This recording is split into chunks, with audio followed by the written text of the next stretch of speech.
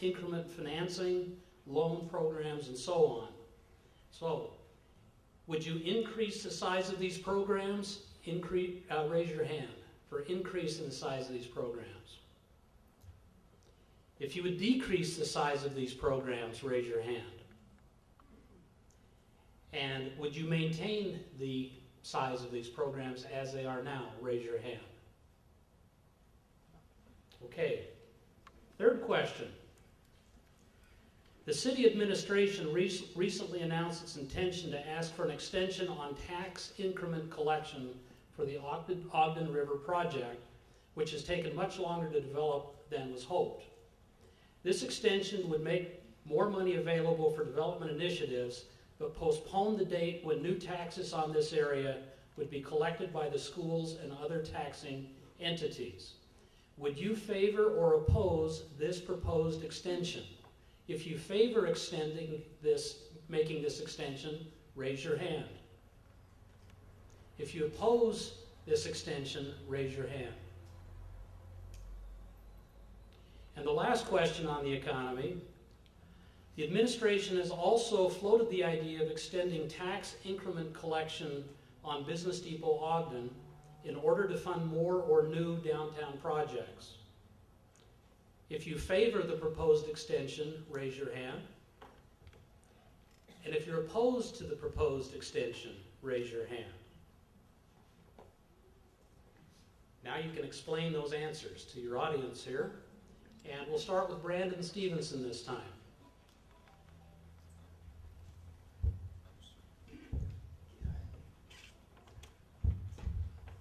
Okay, thank you. Let's see, starting with the first one. Let's see, higher priority business or infrastructure. It's my belief that that we fund infrastructure through increases in business tax revenue. I think that we've got an imbalance right now. We need additional businesses in Ogden in order to improve the future infrastructure. So it's a priority question now versus then. Second, increase the size of economic development programs. I would refer to the first question and say it's reasonably the same thing. I think we need to be focusing on bringing jobs into Ogden, and that requires some funding in order to make that happen, as well as some incentives at this point. Tax increment at the River Project area. River Project area has been a difficult challenge, and it's been out there several years, and nothing has happened. So there's not really a lot of increased tax increment right now, so the school district wouldn't be giving up much.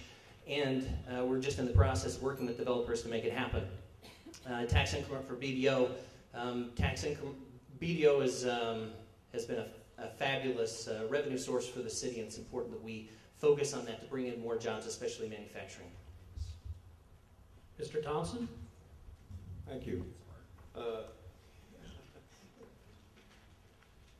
The first one, probably I'm not too in favor of the economic side. I think the city, when I say the city, I'm assuming that it's both administration and the council, has already come out saying that we're in volatile and uncertain economic times, and that's probably going to last for over 7 years now. Because of that, they even allocated that for the next 7 years, each of the city departments will have to give up about $180,000 each to get some type of a little slush fund to use if they get short money of $1 million. That's what they're trying to do, and that's based solely on the economic climate and forecast. Based on the other two, I'm probably would have to study a little bit more, but right now in terms of giving anybody else tax breaks, I would be probably against.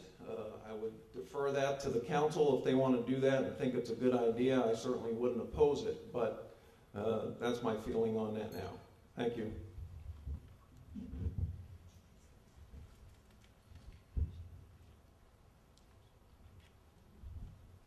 On these three issues, the one that I am really excited about is economic development and the fact that we can have new projects coming forward into Ogden. I think that most of our infrastructure is in really good shape at this point, but it's cost us a lot of money because we've been using BDO money, which is supplementing. We have been using BDO money for other things besides our infrastructure. I would like to see us look very careful at how we increase our tax increment financing, because all that money does take away from our schools. And if you want a good example of how that works, then you need to look at California. Jerry Brown is actually saying that he thinks we should outlaw tax increment along with the RDAs. I'm very much in favor of the housing and the tax increment project for the river project. I think in order to get people downtown, we need a population downtown that will help support our junction. And the only way to do that is if we keep the riverfront project going with housing and families living there. The tax increment collection from BDO, I don't think it's a good idea, because I think we really need that for our own city needs. Thank you. On the first question of infrastructure and new development, infrastructure, if we build our infrastructure, businesses will build themselves around that infrastructure. We need stability. Stability builds business. We need business, we need additional business to come into our community to create that additional funding source so that way we can continue to pay for better education, infrastructure, and other things. So we need to start with our foundation. Our foundation is our infrastructure. On question number 2, the increase or decrease of the tax increment, we need to continue off and build off the successes that we have today. We're going to need to utilize additional tax increment funding to utilize several business sectors in this community and business clusters that are not being paid attention to, such as the underutilized airport here. We need to ask for the extension on the river project because we need to finish that project. We need funding coming in. And lastly, of the tax increment at the BDO, no, we need to collect those revenues. We need those revenues, and we have a debt burden that we need to service. Mr. Ballard. The question was a little bit loaded.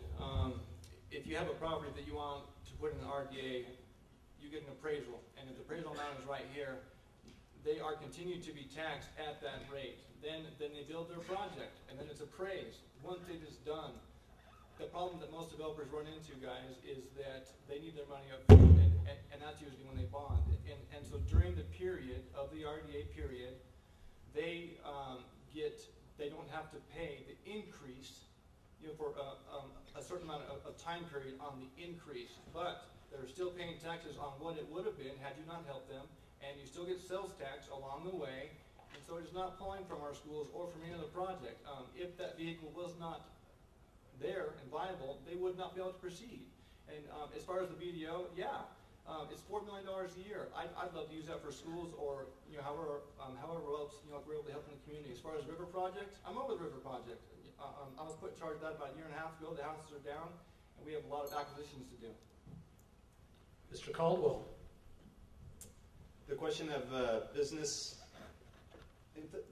or infrastructure. I feel equally on those. I believe we just survived, if you talk to Division of Wildlife Resources, the Ogden River Project survived a 125-year flood event for 18 straight days. Had we not put that infrastructure in the ground, we'd built those homes and put businesses down there, those banks would have flowed over and all of those businesses and some of those investments would have been lost. So there's key critical infrastructure things. I think those need to be equally measured. I said no for the river project increment. I don't know enough about that. We've seen that take 4 or 5 variations. I've heard a number of different scenarios as to how that will work until I understand what the actual project would look like. I can't say definitively whether I would or wouldn't, but at this point, I would need to know more before I voted yes on that. And then BDO increase, that is one of the bright spots when you're talking about jobs in this community. There was a story last week about some state increment funding to bring 2,000 Google jobs to the state. Had they not had some of those competitive resources at hand, they would not have landed those jobs, and I think BDO needs to have the flexibility to be competitive and keep growing where we've got some bright spots. Thank you. Mr. Goddard.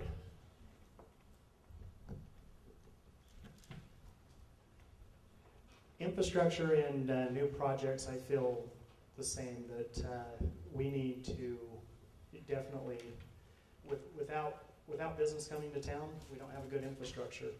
Without good infrastructure, we don't get good business. So, it's kind of a give and take, and we need to address, if there's a new project that we can do, then, and a new business that comes to town, then we need to address it and tackle it.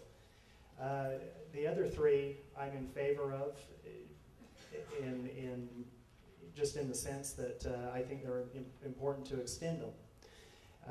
We need the project to obviously be successful and be seen through to completion. A lot of times without these increments, if we push the developer into the project, he can find himself upside down, and we're sitting with a bad project in our hands. And so that's kind of where I fall into place on both the tax increment for river project, BDO, and the increase. Thank you. And Mr. Hanson.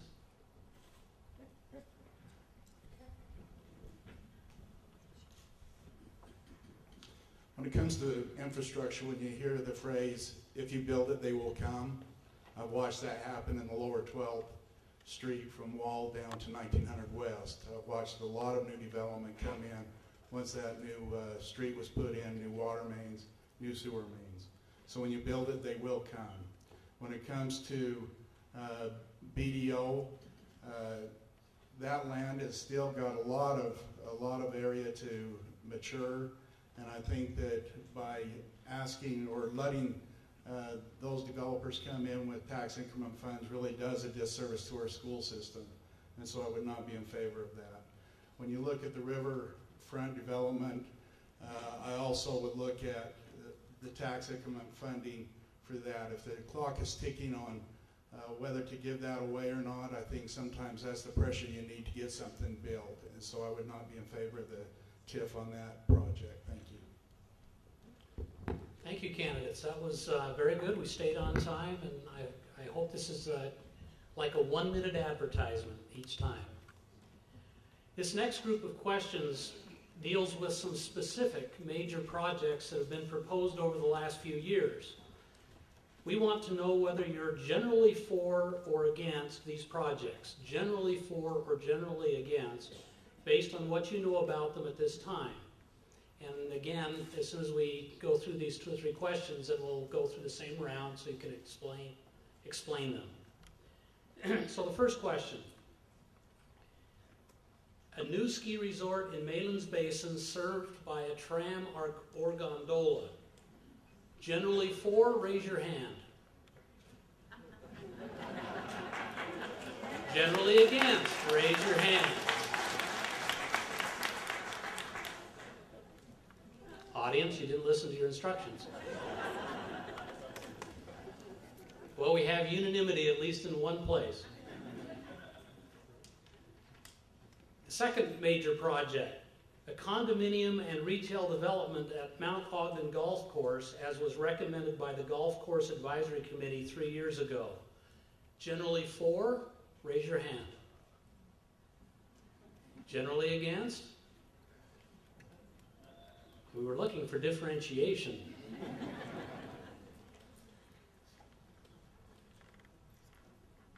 An electric streetcar transit system between downtown and Weber State University has been studied off and on for the last 7 years. If you're generally in favor of such a streetcar, raise your hand. Generally opposed? Okay.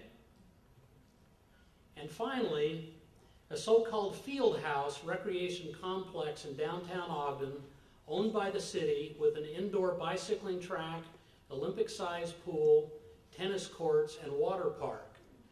Generally for the field house concept, and generally against the field house concept.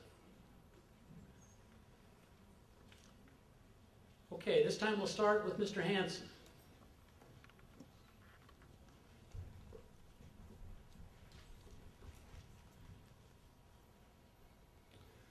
The ski gondola, I think we're all in agreement that that was not a viable transportation mecca for Ogden, and so I'd be against that. Condominiums at the golf course, I think the same thing, that is not viable for Ogden City.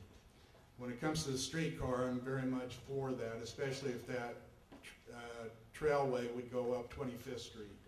Those are the citizens that probably need public transportation the most, and so I'd be very in favor of the streetcar system. For the field house, to have it in downtown Ogden, I don't know that that would be the best idea. If it was to be somewhere on the outskirts or somewhere by the freeway entrance, I think that might be a better place to put the field.